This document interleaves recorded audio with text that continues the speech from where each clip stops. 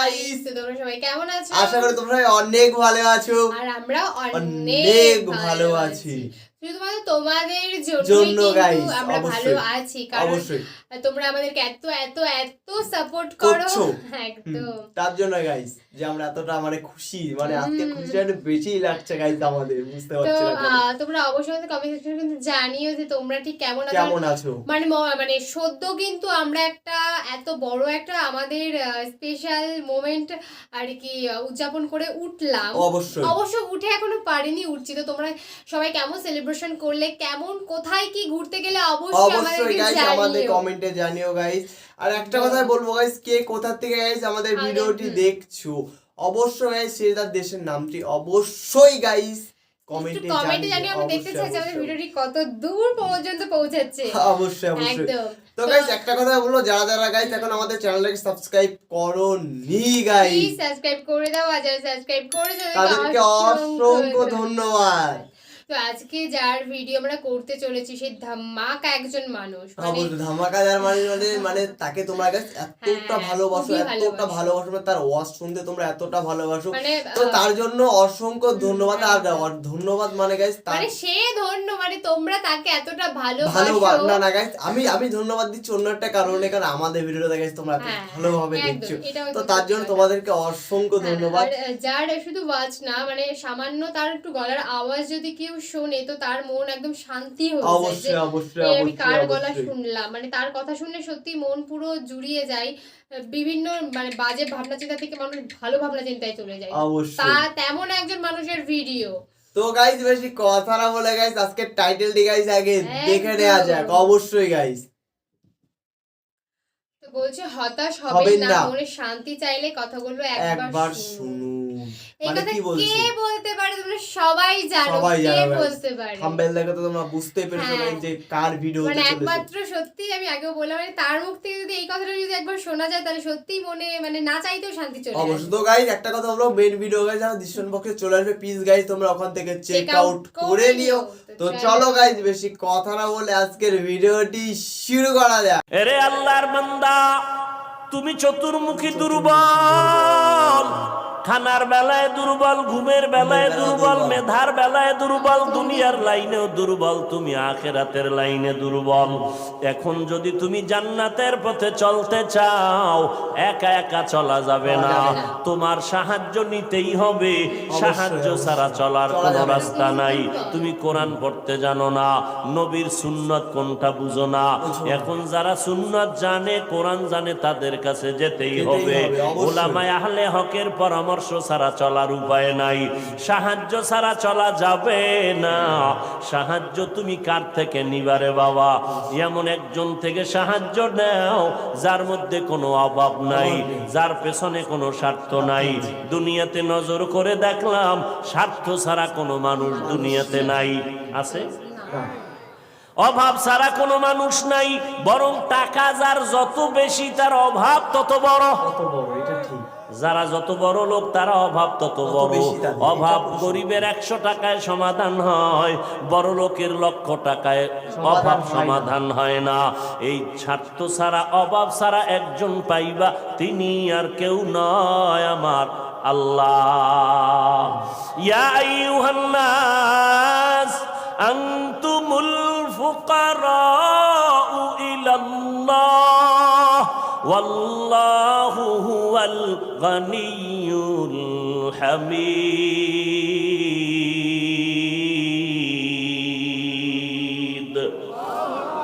গর্তাওয়াকুল মিকুনি হর সবহ শাম মিরাসানাদ রিজকে তু আজলা মাকাম।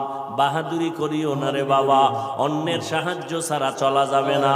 দোয়াও কিন্তু একটা সাহায্য, অবশ্যই দোয়াও সাহায্য ছাড়া চলা যাবে না। মা বাবায় দোয়া করে, এর সাহায্যে আমরা বড় হয়েছি।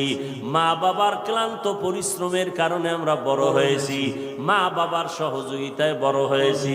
কিন্তু স্বার্থ ছাড়া জমিনের মধ্যে কোনো মানুষ নাই, অভাব ছাড়া কেউ নাই। যার কোনো অভাব নাই তিনি হলেন আমার আল্লাহ, যার কোনো স্বার্থ নাই তিনি আমার আল্লাহ। এরে বান্দা, নিজের বড় মনে করলে ধ্বংস অনিবার্য। আল্লাহর এক বান্দা বড় আবেদ, আমার নবী সাহাবায়ে কেরামদের ঘটনা শুনাইতেছেন। বড় আবেদ, বনি ইসরাইলের ভেতরে নাম বড়, নাম ডাক বেশি, এত ইবাদত করতেছে। একদিন সিদ্ধান্ত নিয়ে নিল, ঘরের মধ্যে থাইকা ইবাদত একুরেট হয় না, মানুষের সাথে চলাফেরা, মন মানসিকতা নষ্ট হয়ে যায়। সিদ্ধান্ত নিয়া পাহাড়ের কিনারায় চলে গেল। পাহাড়ের উপরে উইঠা ছোট্ট একটা রুম বানাইয়া ওইখানে আল্লাহর বান্দা ইবাদত করে। পাহাড়ের চূড়ায় সাধারণ মানুষ সেখানে যায় না, মন মানসিকতা নষ্ট হয় না। আল্লাহর বান্দা পাহাড়ের চূড়ায় গিয়া ইবাদত করে। ঘরের ভেতরে মা বড় একা, আম্মা জান ঘরের মধ্যে বসে মোটামুটি জীবন যাপন করে। সন্তান আসে না, ইবাদতের মজা পাইয়া পাহাড়ের চূড়ায় উঠে ওখানে ইবাদত করে। একদিন মা মনে মনে ভাবলেন, আমার সন্তান আমার কাছে না আসলে তো আমি ও থাকতে পারে, আমি মা তো থাকতে পারি না। কারণ আমি মা, সন্তানের আমি গর্ভ ধারণ করে কত কষ্ট করেছি। মা সিদ্ধান্ত নিল, আমি হেঁটে হেঁটে পাহাড়ের কিনারায় যাইয়া আমার বাবার চেহারাটা একটু দেখা কলবেরে সান্ত্বনা দিব। আম্মা জান ঘুমের থেকে উঠা সকালবেলা সূর্যের গরম যখন শুরু, হেঁটে হেঁটে পাহাড়ের কিনারায় চলে গেলেন। আল্লাহর বান্দা আবেদ পাহাড়ের চূড়ায় ইবাদত খানায় নামাজ পড়ে আর আল্লাহরে সেজদা দেয়। আম্মা জান পাহাড়ের কিনারায় যাইয়া সূর্যের আলোতে উপরে তাকাইতে কষ্ট হয়, হাতটাকে কপালের সামনে নিয়ে ছায়া দিয়া উপরে হালকাভাবে তাকাইয়া এরপরে ডাক দিলেন, এই সন্তান, আমি তোর মা পাহাড়ের কিনারায় আসছি, একটু দেখা দাও। আমি মা তোমার চেহারাটা দেখার জন্য পাগলের মতো হয়ে গেলাম। আল্লাহর বান্দা পাহাড়ের উপর থেকে মায়ের কণ্ঠের আওয়াজটা শুনছে। এমন সময় ডাক দিছে মা, যেই সময় আল্লাহর বান্দা নামাজে দাঁড়ানো। চিন্তায় পড়ে গেল, এখন কি মায়ের ডাকে সাড়া দিব নাকি আমার মাওলার সাথে আমি কথা বলবো। সিদ্ধান্ত নিয়াই বান্দা মায়ের ডাকে আর সাড়া দেয় নাই, নামাজে দাঁড়ায় গেল, নামাজের ভিতরে মশগুল হয়ে গেল। আম্মা জান দীর্ঘ টাইম কষ্ট করে দাঁড়াইয়া সন্তান যখন সাড়া দেয় না, মা হালকা একটু কষ্ট নিয়ে বাড়ির মধ্যে রওনা। বাড়িতে চলে আসলেন, ঠিক আছে বাবা, তুই ইবাদত করো, ওখানে থাক, আমার ডাকে সাড়া দিলি না, দুঃখ নিয়ে চলে গেলাম। মা বাসায় চলে গেল, কিন্তু মায়ের চোখে ঘুম হয় না। সন্তানের প্রতি যে মায়ের এত মায়া, ওই মায়ের সন্তান মায়ের মায়া কখনো বুঝবে না।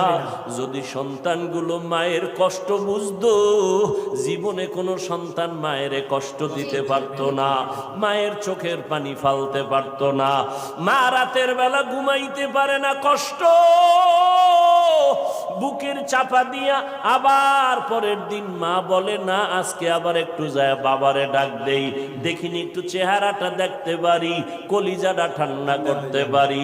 আবার আম্মা জান দ্বিতীয় দিন চলে গেলেন সূর্যের গরমে, পাহাড়ের কিনারায় যাইয়া হাতটারে কপালের কাছে নিয়ে আবার ডাক দিছে, ও সন্তান, তোমার মা ডাকতেছে, আসো একটু পাহাড় থেকে আইসা মায়ের কাছে দেখা দিয়া যাও, কলিজা ঠান্ডা করো। সন্তান এখনো নামাজে দাঁড়ানো, এবারও চিন্তা করলো, আমি মায়ের ডাকে সাড়া দিব নাকি আমি নামাজের মধ্যেই থাকব। সিদ্ধান্ত আগের মতোই অটল, নামাজ আমি ছাড়বো না, মায়ের ডাকে কোনো সাড়াও দিব না। মা দ্বিতীয় দিনের মতো কষ্ট পাইয়া বিদায় নিয়ে বাসায় চলে গেলে, কিন্তু মা মনেরে বুঝাইতে পারে না সন্তানের কষ্ট কখন মন থেকে যায় না। এরে আল্লাহর বান্দা, স্বামী আর স্ত্রী এক জায়গায় ঘুমায়, হঠাৎ একদিন তাকায় দেখে স্ত্রী বালিশে মাথা লাগাইয়া গুনগুন গুনগুন করে কান্না করে। আব্বা জান জিজ্ঞাসা করে, বিবি কাঁদো কেন? কয় তোমার ঘুম, তুমি ঘুমাও, আমি মনের দুঃখে কাঁদি। বলে কি কি দুঃখ তোমার জানার দরকার নাই। মা চায় বাবায় জানো, না জানে তো বাবাও দুঃখ পাবে। স্বামী বেচারা কয় না, বলো তুমি কেন কাঁদো? আমার মনে বড় কষ্ট লাগতেছে। কেন কাঁদো বলো? মা চোখের পানি ছেড়ে কয়, স্বামী আমার সন্তানের জন্য আমি জীবনটা বিলায় দিলাম। আজকে 7টা দিন হয়ে গেছে সন্তান আমারে মা বলিয়া ডাক দেয় না। আমি পাগলের মতো হয়ে গেছি। বলে কেন ডাকে না? বলে সন্তান একটা অন্যায় করতেছিল, আমি একটু ধমক দিছি, সন্তান রাগ করে আর আমার সাথে কথা বলে না। ঘরে আইসা প্লেটটা নিয়ে খানা খাইয়া পেছনের দরজা দিয়ে চলে যায়, আমার দিকে তাকায় না। এবার বাবায় বলে, বিবি তুমি আরামে ঘুমাও, সন্তানের চিন্তায় ঘুম নষ্ট করিও না। আজকে না কালকে সন্তান বুঝতে পারলে তোমার কাছে এসে মাপ চাবে। মা ডাক দিয়ে কয়, স্বামী তুমি আমারে যত বুঝাও, আমি যতবার খানার প্লেট নেই আমি খানা মুখে দিতে পারি না, তোমারে বুঝাইতে পারি না। আমার খানার থেকে ঘুমের থেকে সন্তানের মা ডাকে এত মজা। সন্তান যখন আম্মু বলিয়া ডাক দেয় কলিজা ঠান্ডা হয়ে যায়। ও সন্তানেরা, ওই মা বাবা যারা কবরে রাইখে আজকে বাহাদুরি করো রে বাবা, ওই আল্লাহর বান্দি দ্বিতীয় দিনও কষ্ট পাইয়া বিদায়, কিন্তু রাতের ঘুম নাই, মনের মধ্যে বড় কষ্ট। নবীজি সাহাবায়ে কেরামদের সামনে ঘটনা বলেন আর কাঁদতেছেন। সাহাবায়ে কেরামরাও কান্নার আওয়াজ। মায়ার নবী বলেন, ও সাহাবায়ে কেরাম, ওই মা তৃতীয় দিন আবার চলে গেল পাহাড়ের কিনারায়, যাইয়া ডাক দিছে, বাবা একবার না দুইবার না, তৃতীয়বারের মতো আমি তোমার দরজায় এসে গেলাম, একটু পাহাড় থেকে নাইমা সারা দাও। আজও সন্তান নামাজে দাঁড়ানো, আল্লাহর মহব্বতে আর মায়ের ডাকে সারা দেয় না। 2 দিন মা কষ্ট পাইয়া কিছু বলে নাই, চলে গেছে। আজকে কষ্ট পাইয়া আর নিজের কন্ট্রোল করতে পারে না। আসমানের দিকে তাকাইয়া একটা কথা বলিয়াই ফেলছে। আসমানের দিকে তাকাইয়া বলে, ও আসমানের মালিক, এমন সন্তান দিয়া কি হবে আমার, যেই সন্তান আমার 3 দিনের কষ্ট বুঝলো না রে আল্লাহ। আমার মনটারে মানাইতে পারি না, ওর তো একদিন মরণ হবে। তবে আমার একটা দাবি, ওরে তুমি জেনাকারিনী মহিলার চেহারা না দেখাইয়া মরণ দিবা না। কঠিন এক কথা আসমানে লাগায় দিলেন, আসমানে কবুল হয়ে গেছে।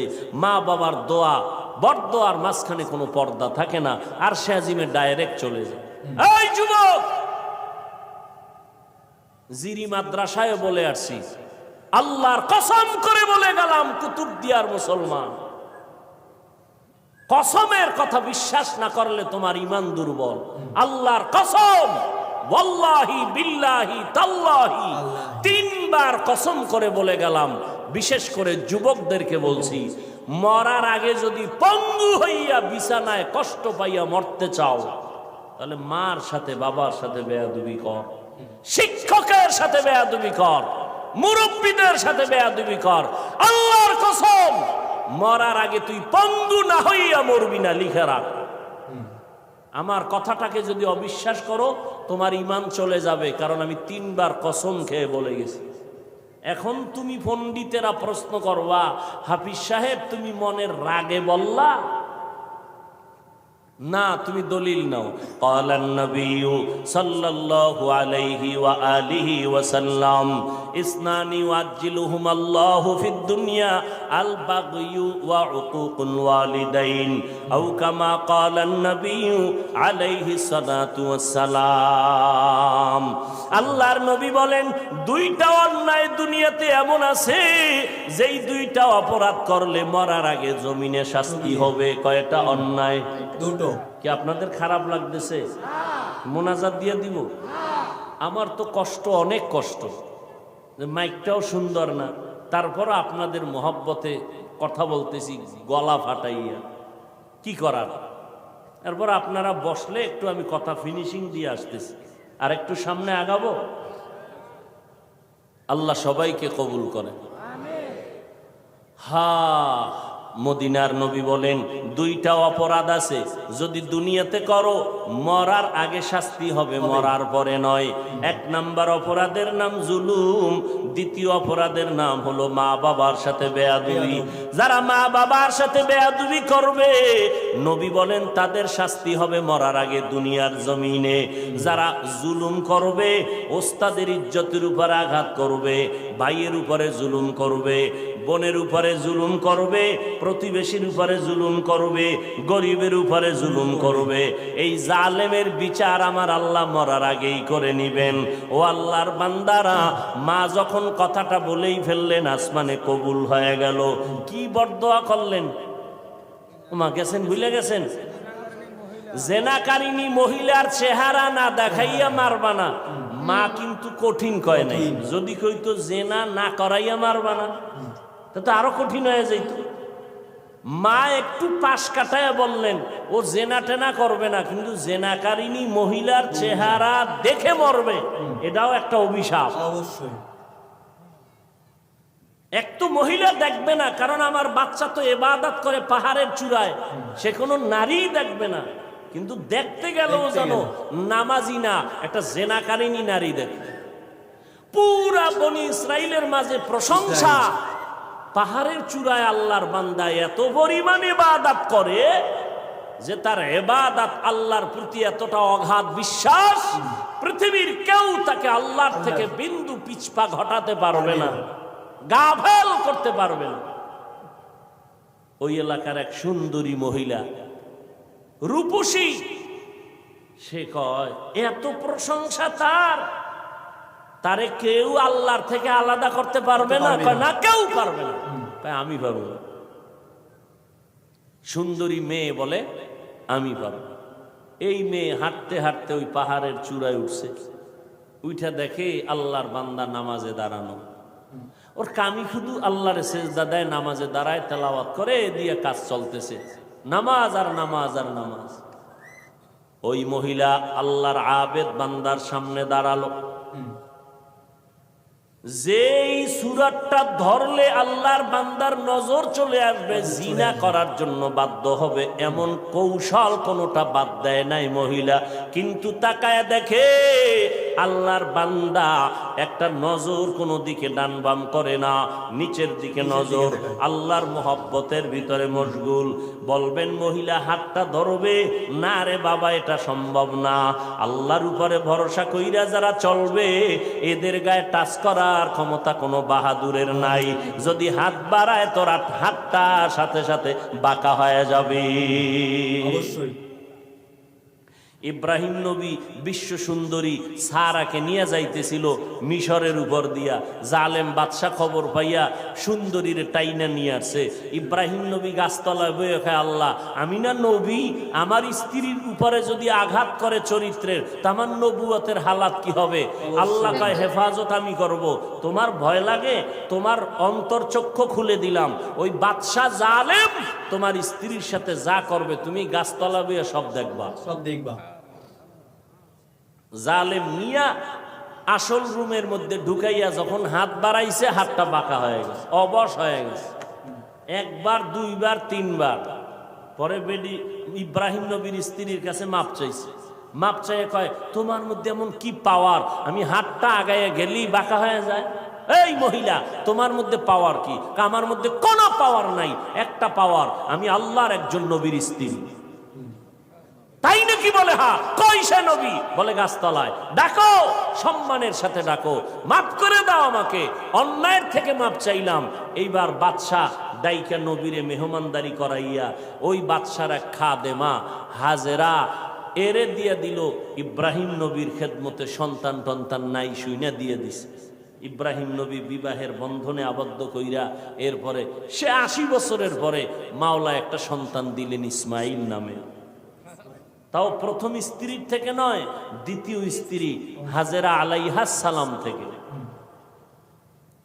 তো মহিলা পাহাড়ের চূড়ায় উঠা আল্লাহর বান্দার সামনে যত অপকৌশল করার প্রয়োজন করছে, কিন্তু বান্দার দিলকে তার দিকে আকৃষ্ট করতে পারেনি।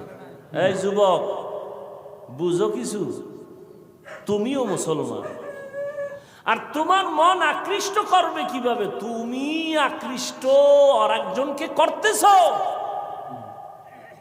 একজনকে করলে তো হইতো যে হ্যাঁ একবারের মাইয়ার মন আকৃষ্ট করে বিয়ে করে জীবন চালায়। তুমি করতে করতে 10টা মাইয়ার জীবনের উপরে আক্রমণ করেছো। এর ঝাল আল্লাহ দুনিয়ায় মিটাবে, মরার পরে না। জুলুম করেছো নারীর ইজ্জতের উপরে, বিচার হবে মরার আগে। তো বন্ধুরা, আমাদের ভিডিওটি গাইস তোমাদের কেমন লাগলো অবশ্যই তোমরা কমেন্টে জানিয়ে যেও। তোমরা তো ভিডিওটা শুনে কি দেখে তো পুরো অবশ্যই সবাই ফিদা হয়ে গেছে, কারণ ওনার যে কথা বলার যে স্টাইল আর এত সুন্দর করে বোঝালো, মানে সত্যি মন তোমার যাদের খারাপ আছে, বিশেষত যাদের খারাপ আছে তাদের কিন্তু পুরো ঠিকঠাক হয়ে যাবে। তো উনি একটা কথাই বলছে, দুনিয়াতে বেঁচে থাকতে গেলে মানে মা বাবার মনে কষ্ট দিও না, আমি সেটাই বলতে চাচ্ছি। শুধু তো আল্লাহকে তোমরা ডাকো, আল্লাহকে ভালোবাসো, তাহলেই মানে তোমরা মরার আগেও ভালো থাকতে পারবে, তারপরেও অবশ্যই। এবার সমস্ত তোমাদের উপর ডিপেন্ড করবে। তো গাইস একটা কথা বলবো, তোমরা কোন হুজুরের ভিডিও দেখতে চাও অবশ্যই গাইস সেই হুজুরের নামটি অবশ্যই আমাদের কমেন্টে জানিয়ে দিও। কেন গাইস একটা তোমরা ভালো করে জানো, টোটালি গাইস আমরা কমেন্টের উপরে ভিডিও করি। তো তোমরা যত বেশি কমেন্ট করবে, যেই হুজুরের নাম সবার থেকে বেশি থাকবে আর যেই ওয়াচটি সবার থেকে বেশি থাকবে, তো নেক্সট ভিডিও সেই তোমাদের মনের মতন একটা ভিডিও নিয়ে গাইস আমরা চলে আসবো। তোমাদেরই কমেন্টের ভিতর থেকে একটা ভিডিও আমরা চলে আসবো, আমরা ঠিক তেমনই ভিডিও করব। সেটা তোমরা যদি বলো যে তোমরা আগেকার দিনের ভিডিও দেখবে, আমরা সেটাও মানে তোমাদের জন্য আনতে প্রস্তুত। তোমরা যদি বলো এই জেনারেশনের ভিডিও দেখতে, আমরা সেটা আনতেও প্রস্তুত। তোমাদেরকে একটু জানাতে হবে যে আমরা এমন ভিডিও দেখতে চাই। অবশ্যই। তো চলো গাইস, যদি ভিডিওটি আমাদের ভিডিওটি যদি তোমাদের ভালো লাগে তো অবশ্যই গাইস লাইক কমেন্ট শেয়ার অবশ্যই করে প্লিজ গাইস আমাদের চ্যানেলটাকে সাবস্ক্রাইব করো, তাহলে এরকম নিত্য নতুন ধামাকাদার ভিডিও গাইস তোমরা পেতেই থাকবে গাইস। একদম অবশ্যই। তো চলো গাইস, নেক্সট ধামাকাদার ভিডিওতে গাইস তোমাদের সাথে আবার দেখা হবে। টাটা।